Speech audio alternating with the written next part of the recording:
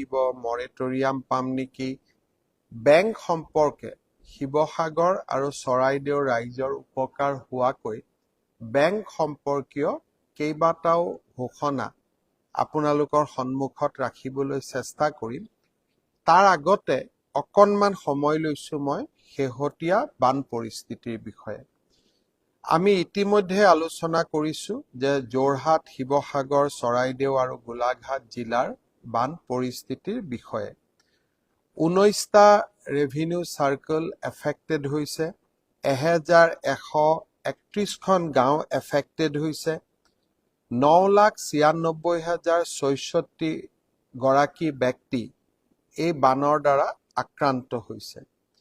চৰকাৰে 185টা relief camp পৰিচালনা কৰিছে আৰু বৰ্তমানেও 67,697 ব্যক্তি ৰিলিফ কেম্পত আছে। 71 গৰাকী ব্যক্তি আমাৰ মাজৰ পৰা আঁতৰি গৈছে, অৰ্থাৎ মৃত্যু হৈছে, আৰু শিৱসাগৰৰ এজন ব্যক্তি এতিয়াও সন্ধানহীন হৈ আছে। আমি সকলোৱে ইতিমধ্যে আলোচনা কৰিছো ক্ষয়ক্ষতিৰ পৰিমাণ।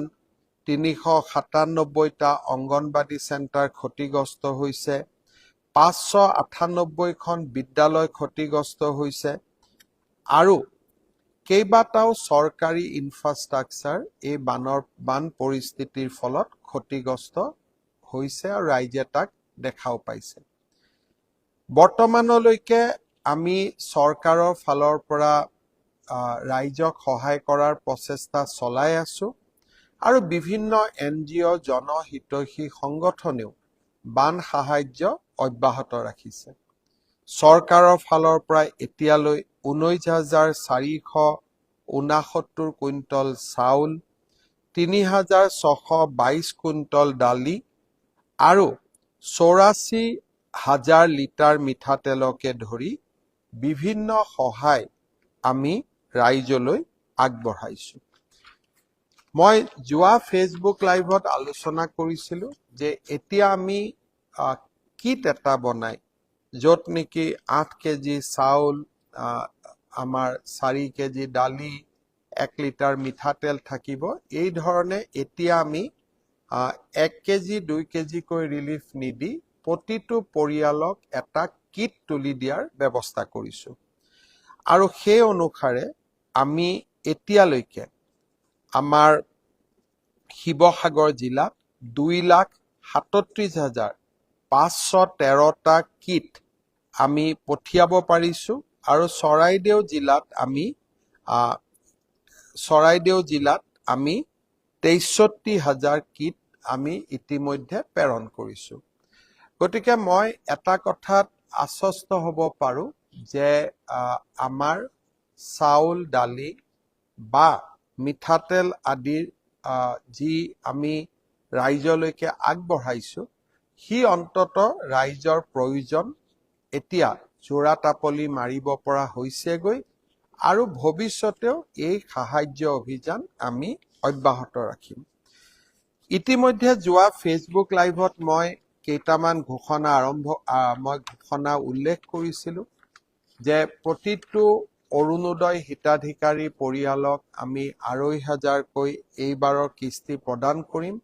অহা 1 তাৰিখে এই ধন আমি চৰাইদেউ, শিৱসাগৰ, গোলাঘাট আৰু যোৰহাট জিলাৰ অৰুণোদয় হিতাধিকাৰীসকললৈ আমি প্ৰেৰণ কৰিম।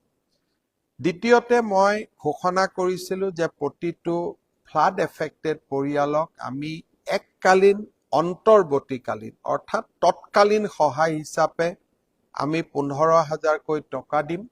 তাৰ তালিকা বনোৱাৰ কাম ইতিমধ্যে আৰম্ভ হৈছে আৰু মই ভাবো যে খুব কম দিনৰ ভিতৰতে আমি এই সাহায্যৰ পৰিমাণ বা সাহায্য আমি বেংকৰ জৰিয়তে বেংক একাউণ্টলৈকে আমি পঠিয়াব পাৰিম। বিনামূলীয়া টেক্সট বুক, পাঠ্যপুথি ইতিমধ্যে আমাৰ শিৱসাগৰ, চৰাইদেউ জিলালৈ পঠোৱা হৈছে। আজি ৰাতিপুৱা শিক্ষামন্ত্ৰী ডাঙৰীয়াই ইয়াক ফ্লেগ অফ কৰিছিলে, অৰ্থাৎ আজিৰ পৰা বিনামূলীয়া পাঠ্যপুথি যোৱাৰ যিটো প্ৰক্ৰিয়া সি আৰম্ভ হৈছে। আমাৰ বান সাহায্য বা বানপানীত আক্ৰান্ত হোৱা পৰিয়ালৰ নষ্ট হৈ যোৱা চাৰ্টিফিকেট, মাৰ্কশ্বিট আদি ইতিমধ্যে বিনামূলীয়াকৈ ডুপ্লিকেট প্ৰদান কৰাৰ ব্যৱস্থা অসম স্কুল এডুকেশ্যন বোৰ্ড আৰু ইউনিভাৰ্চিটিসমূহে ঘোষণা কৰিছে। মই ইয়াৰ বাবে স্কুল এডুকেশ্যন বোৰ্ড আৰু বিশ্ববিদ্যালয়সমূহকো কৃতজ্ঞতা জ্ঞাপন কৰিছোঁ।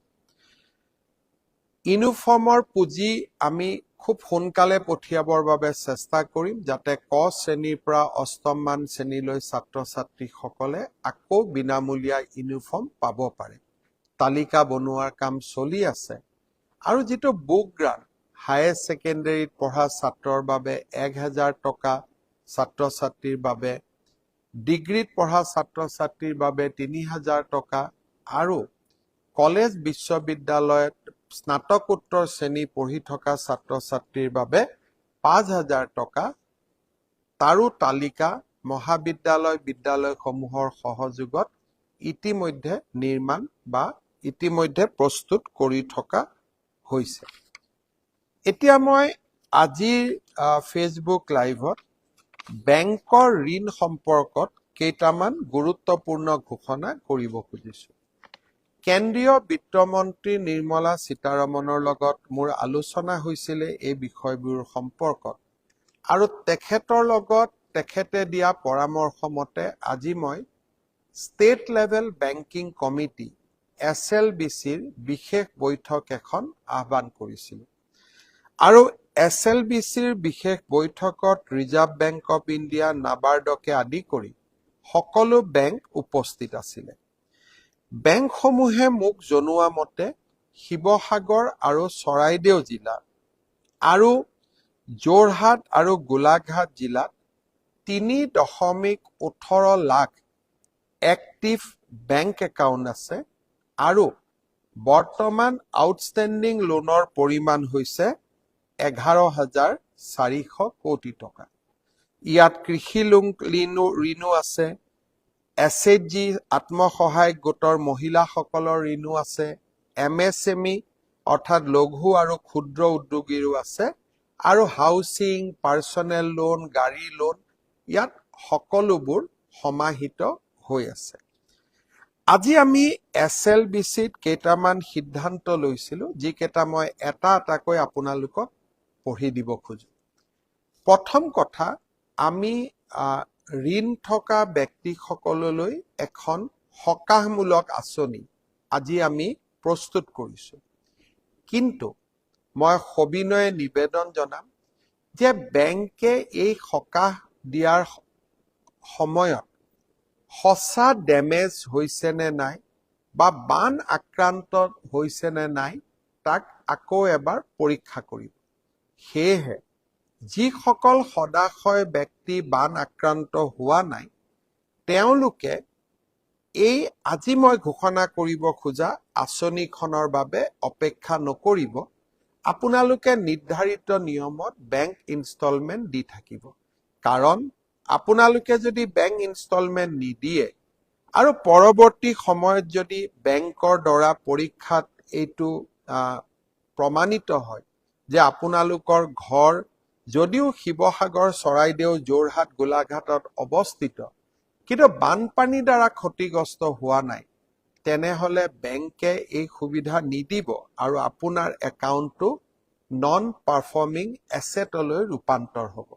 সেইকাৰণে আজি মই কৰা ঘোষণা কেইটা বানত আক্ৰান্ত ব্যক্তিৰ বাবেহে প্ৰযোজ্য, বানত আক্ৰান্ত পৰিয়ালৰ বাবেহে প্ৰযোজ্য। প্ৰথমতে আমি আহিব খুজিছো যে এই সকাহ কোনে পাব?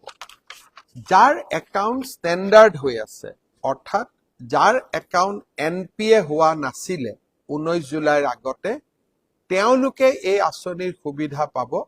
কিন্তু যাৰ বেংক একাউণ্ট NPA হৈ আছিলে, তেওঁলোকে এই সুবিধা নাপাব।